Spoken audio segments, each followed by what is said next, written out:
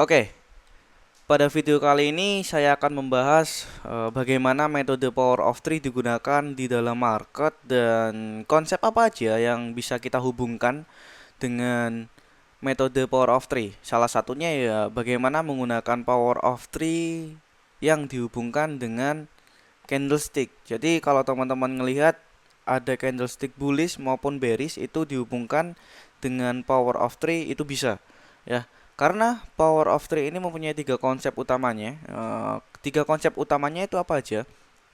Yang pertama ada akumulasi, kedua manipulasi, dan ketiga distribusi. Dari ketiga konsep ini kita bakalan tahu gimana market itu bergerak sesuai dengan algoritmanya. Jadi kalau teman-teman ngelihat gimana market itu bergerak itu didasari dan dilandasi dengan tiga fase ini.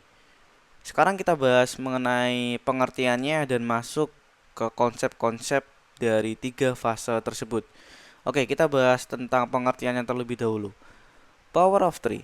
Power of three adalah konsep dalam trading yang menggambarkan bagaimana pasar bergerak melalui tiga fase utama. Tiga fase utamanya itu apa aja? Yang pertama adalah akumulasi, manipulasi, dan distribusi. Konsep ini bisa dihubungkan dengan pola candlestick, entah itu OHLC, Open High Low Close, maupun OLHC, Open Low High Close. Ya, jadi kalau teman-teman melihat ada candle bullish maupun bearish itu bisa dihubungkan dengan konsep dari power of three. Kita bahas mengenai akumulasi terlebih dahulu. Akumulasi pada fase ini adalah periode di mana smart money atau institusi besar mulai mengakumulasi posisi mereka sebelum pergerakan harga besar terjadi. Itu yang pertama. Lalu yang kedua apa? Pada candlestick, fase ini ditandai dengan candle yang relatif kecil dan bergerak dalam rentang harga yang sangat sempit. Jadi kalau teman-teman melihat fase akumulasi, dia itu bergerak pada fase yang sangat sempit. Biasanya orang-orang smart money concept ataupun orang-orang retail di sana menamai ini sebagai sideways, ranging ataupun konsolidasi. Nah, itu juga masuk ke dalam konsep akumulasi. Lalu yang ketiga adalah dalam pola candle, entah itu OHLC maupun OLHC, fase akumulasi candle sering terjadi pada pembukaan maupun penutupan dari sebuah candle. Jadi kalau teman-teman ingin melihat fase akumulasi, biasanya dia terbentuknya itu pada awal pembukaan candle dan penutupan candle. Lalu yang ketiga, volume trading pada fase akumulasi terbilang rendah. Kenapa dibilang terendah? Karena conviction atau tambahan waktu ketika kita masuk ke dalam fase akumulasi ini biasanya dia masuk ke dalam sesi Asia ataupun pada pergantian hari. Kenapa dibilang dia volumenya rendah? Karena di dalam sesi Asia biasanya market itu relatif bergeraknya itu sempit dan tidak ada condong volume yang sangat besar. Sebaliknya juga pada sesi penutupan biasanya market itu cenderung volumenya rendah. Lalu gimana sih contoh dari akumulasi kalau kita lihat pada sebuah chart? Kita bisa lihat di sebelah kanan ya yang ada di sini ya kan. Pada kita lihat pada gambar nomor satu ya. Di gambar nomor satu biasanya market itu yang bergerak pada fase akumulasi dia bergeraknya seperti ini, hanya memiliki rentang yang sangat kecil. Dia hanya bergerak dari atas dan ke bawah dan tidak bisa memiliki volume yang sangat besar. Itu pada fase akumulasi. Lalu yang kedua, manipulasi. Oke. Manipulasi juga mempunyai poin-poin ya yang banyak kita temukan sebelum masuk ke sesi distribusi. Lalu apa poin-poin yang kita bisa lihat pada sesi manipulasi? Fase manipulasi terjadi ketika harga tiba-tiba bergerak ke arah yang berlawanan dari sebuah tren atau bias yang akan diikuti. Ini bertujuan untuk menjebak trader retail yang sudah masuk posisi. Jadi kalau teman-teman lihat nih, fase akumulasi itu bergerak tidak sejalan dengan tren atau bias. Contohnya begini. Kalau teman-teman ngelihat tren itu dia bergerak bullish, ya kan? Contoh, dia bergerak bullish, ya kan? Maka manipulasinya akan berbalik arah menuju ke bearish sebelum masuk ke dalam sesi distribusinya yaitu bullishnya. Oke. Jadi kalau teman-teman ngelihat tren yang dia bergerak itu bullish, maka fase manipulasi akan bergerak bearish terlebih dahulu lalu dia akan bergerak bullish. Oke, itu pada poin yang pertama. Lalu poin yang kedua apa?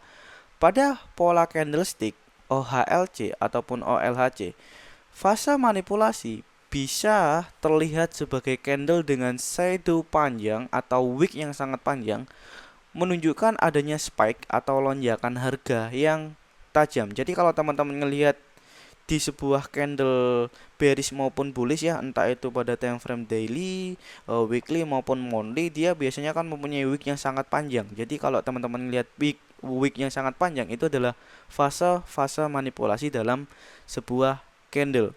Oke.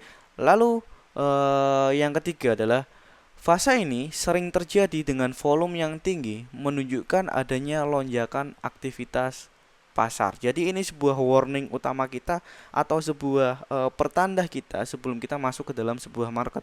Kenapa bisa dikatakan begitu? Karena pada sesi ini ya kan biasanya dia terbukanya pada sesi London ya. Karena di dalam pembukaan sesi London dia menunjukkan volume yang sangat besar sehingga kita bisa katakan volume ini menunjukkan adanya lonjakan aktivitas pasar. Oke, kita lihat pada contoh chart ya. Kita lihat pada nomor 2 ya kan. Jadi urutannya begini. Jika teman-teman melihat fase yang pertama adalah akumulasi ya kan. Ini contohnya pada chart yang bearish. Ya kan? Pada chart bearish jadi ada urutannya. Fase pertama dia akumulasi terlebih dahulu. Setelah akumulasi yang sangat panjang, ingat pada poin pertama, ingat pada poin yang kedua pada chart manipulasi ya kan, pada urutan manipulasi. Ketika market itu bergerak bearish, ya kan, maka manipulasi akan bullish. Jadi kita bisa lihat ya pada real chartnya di nomor 2. Market menunjukkan akumulasinya terlebih dahulu. Setelah dia menunjukkan fase akumulasinya terlebih dahulu dan dia manipulasi ke atas sehingga dia menunjukkan lonjakan pasar yang sangat besar dan volume yang sangat besar. Lalu dia menunjukkan real chartnya untuk turun ke bawah. Nah, biasanya ketika kita masuk ke dalam fase manipulasi, market itu selalu mengambil area liquidity. Oke, ingat dia selalu mengambil area liquidity. Apa aja liquidity-nya? Liquidity itu bisa berbentuk stop loss kita, bisa berbentuk area buy stop kita, area entry kita. Nah, itu biasanya market mengambil area itu agar nanti ketika dia market berjalan sesuai dengan real chartnya, berjalan sesuai dengan harga trennya, dia masuk ke dalam harga yang real.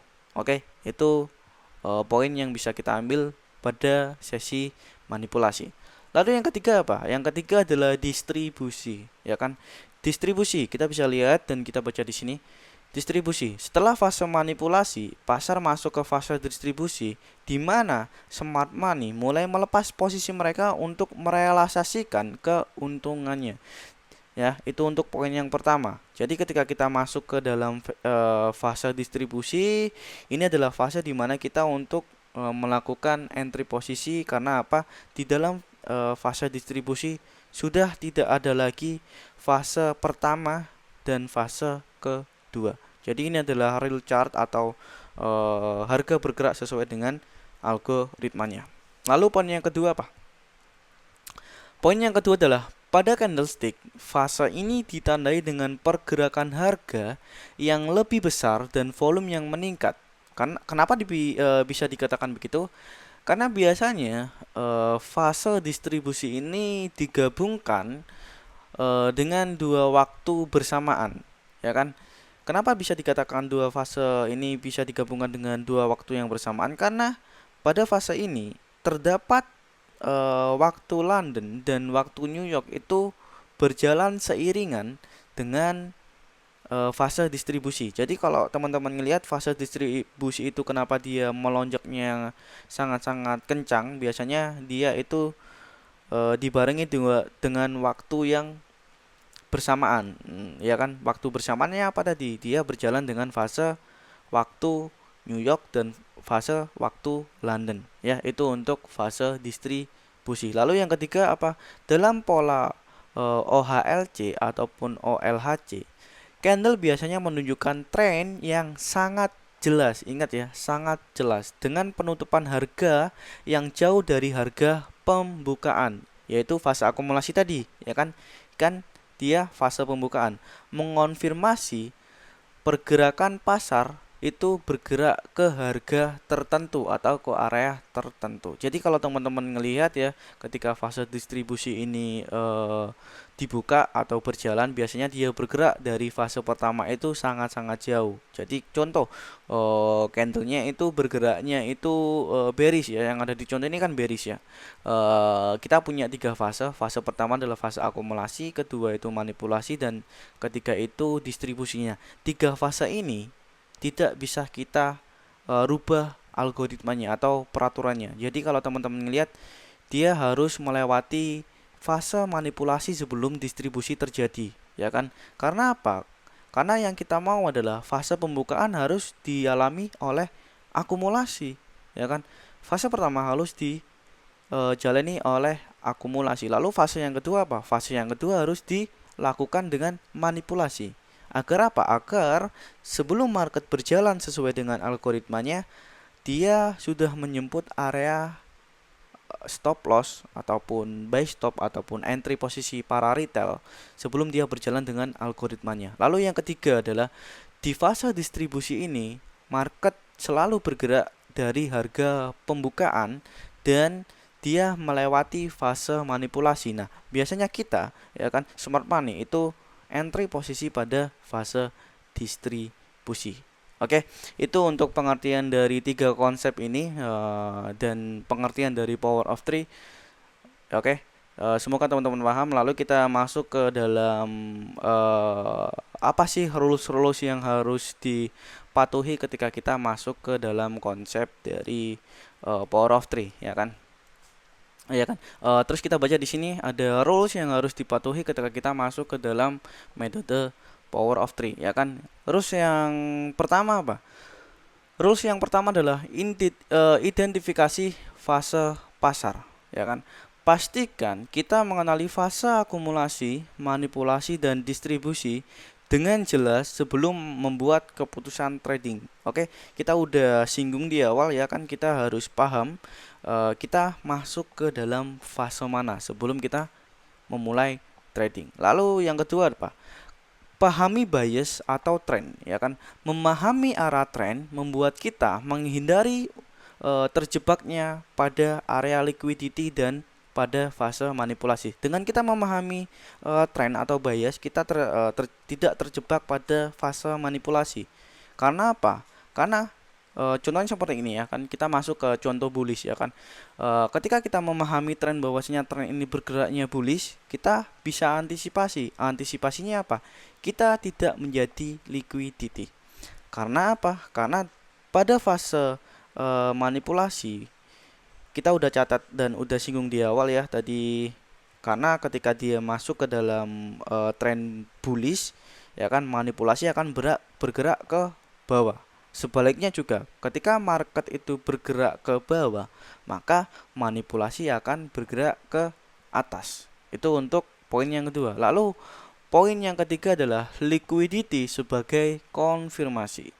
Gunakan area sell set liquidity dan buy set liquidity sebagai indikator potensial untuk entry dan exit, dan cari konfirmasi dalam bentuk pola harga atau pembentukan fair value gap sebelum masuk. Gimana sih pengertiannya pada poin yang kedua ini? Poin yang ketiga ini. Contoh, kita harus memahami area sell set liquidity dan buy set liquidity itu berada di fase mana, ya kan? Kita catat bahwasanya pada fase akumulasi, ya kan, ingat poinnya ini. pada fase akumulasi kita bisa mencari area sell set liquidity itu pada titik terendah sebuah fase akumulasi dan area buy set liquidity itu pada harga tertinggi fase akumulasi, ya kan. Ingat, area sell set liquidity pada titik terendah akumulasi dan buy set liquidity pada titik teratas akumulasi. Lalu cari pembentukan fair value gap atau candle impulsif sebelum masuk ke fase distribusi. Oke, kenapa dibilang begitu? Ya kan? Karena pada fase manipulasi dia pasti membentuk market structure shift. Oke, kenapa bisa dikatakan market structure shift? Karena pada fase manipulasi dia bergerak dulu ke bawah, lalu dia membentuk candle impulsif yang sangat besar ke atas sehingga pada fase distribusi kita bisa masuk ke entry posisi. Contohnya seperti apa? Contohnya seperti yang ada di chart di bawah ini ya. Kita bisa lihat ya. Ini dua chart yang sama, ya kan? Ini bedanya ini lukisan dan ini adalah real chartnya, ya kan? Fasenya juga sama. Kita lihat pada fase pertama dia masuk ke dalam fase akumulasi. Setelah fase akumulasi terjadi, dia masuk ke dalam sell set liquidity. Dia mengambil area sell set liquidity. Setelah sell set liquidity terjadi, candle impulsif masuk. Nah, ini adalah kesempatan kita untuk mencari di mana pembentukan fair value gap terjadi. Dengan catatan harus dikonfirmasi dengan yang namanya market structure shift. Oke, ingat harus dikonfirmasi dengan market structure shift. Lalu gimana bentuknya ketika market itu bearish? Oke, ketika market bearish itu hanya dibolak-balik, bullish, bearish itu sama aja fasenya ya. Di ini di pertama ada akumulasi terlebih dahulu, lalu dia mempunyai candle manipulasi ke atas dan dia membentuk area market structure shift. Nah, setelah dikonfirmasi market structure shift baru kita bisa masuk kepada area fair value gap. Oke, itu untuk poin yang ketiga, ya kan. Poin yang keempat apa? Manfaatkan fair value gap, ya kan. Kita udah singgung pada poin yang ketiga tadi. Gunakan fair value gap sebagai area entry maupun konfirmasi tambahan untuk kita entry posisi. Jika harga kembali mengisi fair value gap setelah manipulasi, ini bisa menjadi sinyal kuat untuk masuk ke market. Oke. Jadi kita udah tahu ya, kita udah pahami rules yang harus kita patuhi sebelum kita masuk ke dalam real chart atau real market. Lalu juga terdapat beberapa terminologi dan confluence tambahan sebelum kita masuk ke market. Apa aja sih confluence dan terminologi yang bisa kita dapat di dalam pengenalan Power of Three ya. Ini basic ya teman-teman, kita udah belajar dari awal. Terminologinya terdapat 4 terminologi. Yang pertama adalah fair value gap, lalu yang kedua itu point of interest, ya kan. Point of interest itu berupa apa? Jika teman-teman masih awam, kita bisa sarankan sama dengan fair value gap. Ini juga merupakan area point of interest, ya kan. Lalu yang kedua apa? Lalu yang ketiga apa? Yang ketiga adalah market structure shift. Nah, market structure shift ini adalah konfirmasi kita untuk mengkonfirmasi bahwa tren sudah sejalan dengan arahnya dan ataupun sudah sejalan dengan biasnya. Lalu yang keempat apa? Lalu yang keempat adalah break market structure. Break market structure merupakan pembentukan arah atau pembentukan market structure ketika dia bergerak dan membuat tren yang sangat-sangat jelas. Itu untuk terminologinya. Lalu confluence tambahannya apa? Confluence tambahannya berupa waktu dan Fibonacci optimal trade entry. Kita bahas dulu mengenai waktunya, ya kan. Kita udah singgung di awal tadi di pembukaan ya, bahwasanya waktu itu sangat-sangat penting untuk kita memahami 3 fase tersebut. 3 fase tersebut itu apa? Akumulasi, distribusi dan manipulasi. Kita bahas tentang akumulasi, ya kan. Akumulasi adalah fase di mana dia berbentuk ranging. Dan waktu terbaik terbentuknya akumulasi itu terdapat pada sesi Asia maupun hari Senin. Itu akumulasi. Lalu distribusi apa? Distribusi adalah waktu terbaiknya terbentuknya distribusi itu terdapat pada sesi New York atau hari Rabu dan Kamis. Itu untuk sesi distribusi. Lalu manipulasinya apa?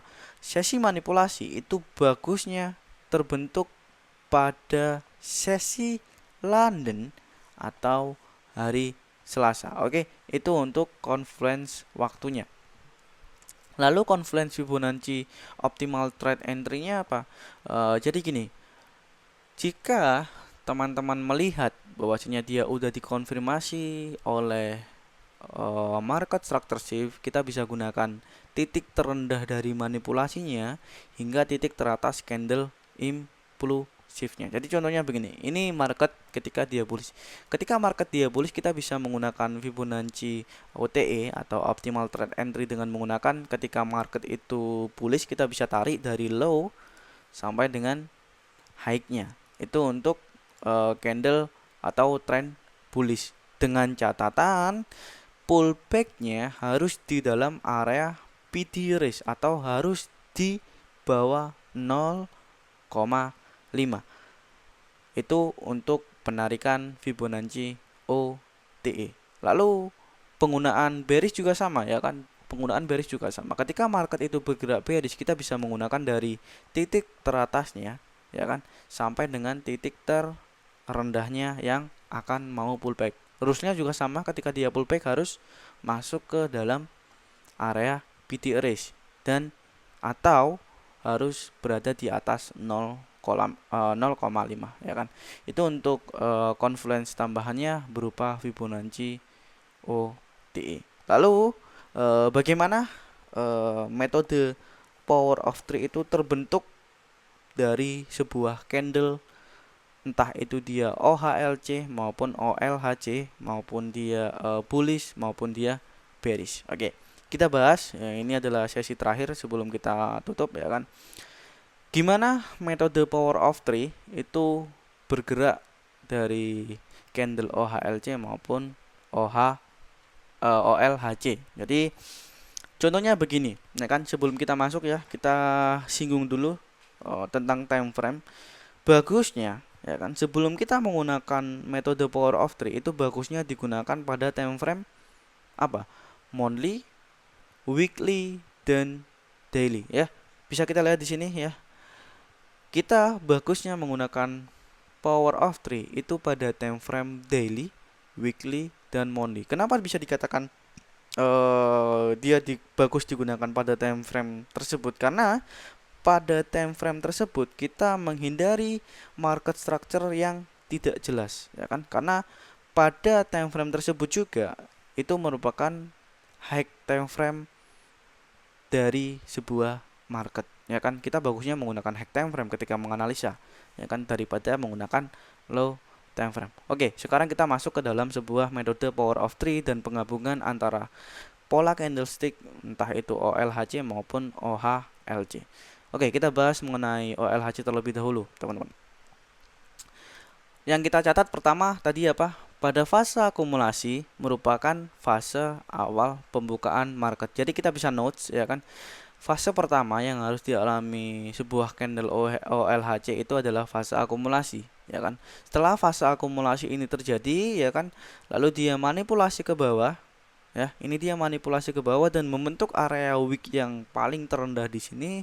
Lalu dia dikonfirm dengan area market structure shift dan kita bisa entry di area fair value cap. Lalu market menunjukkan sesi distribusinya ke atas. Nah, setelah dia menunjukkan fase distribusinya ke atas, maka ini adalah sejalan dengan trend. Oke, lalu dia menunjukkan titik tertingginya, ya kan. Lalu kita punya 3 fase di sini atau 3 konsep, yaitu open, low, high. Nah, close-nya nanti dia akan membentuk fase akumulasi lagi dan pola ini akan menjadi pola yang berulang ketika dia dalam keadaan bullish, ya kan, dalam keadaan bullish. Lalu yang selanjutnya adalah bearish, ya kan. Dia juga sama, kita juga punya contoh untuk bearish. Jadi bearish harus diawali dengan pola akumulasi terlebih dahulu, lalu terbentuknya dia high tertingginya itu membentuk wick yang ada di sebelah kiri, di sebelah kanan. Dia membentuk wick di sini, itu adalah fase dari manipulasi. Setelah fase manipulasi sudah terjadi, dia dikonfirmasi dengan market structure shift, maka kita bisa entry di area fair value gap. Nah, di area fair value gap ini baru terkonfirmasi bahwasanya market akan membentuk fase distribusi. Setelah fase distribusi terjadi, maka dia akan sejalan dengan trend, oke, atau dengan bias. Lalu dia montok low-nya, ya kan, low-nya ini adalah titik dia akan close atau candle akan close, ya kan. Dan terakhir dari fase distribusi terjadi akan terjadi lagi fase fase akumulasi. Nah, fase akumulasi ini adalah sesi penutupan yang akan diakhiri oleh candle. Dan algoritma ini akan selalu berulang ketika market dalam keadaan trend, ya kan. Jadi jangan dilawan, ya kan. Ketika teman-teman dalam keadaan trend, pastikan mempunyai 3 fase yang harus dipahami dan atau 3 rules yang harus dipahami, yaitu adalah akumulasi, manipulasi, dan distribusi. Jangan diacak, harus ada fase akumulasi terlebih dahulu, lalu manipulasi. Setelah manipulasi terjadi, maka akan terdapat fase distribusi. Oke, itu aja mungkin yang bisa saya sampaikan untuk video Power of 3 kali ini. Semoga teman-teman paham. Jika nggak paham, silakan diulang lagi dan bisa dianalisa di real market atau real chartnya. Jika teman-teman sudah mahir dengan metode Power of 3, boleh lanjut ke video selanjutnya. Mungkin itu aja yang bisa saya sampaikan. See you next time.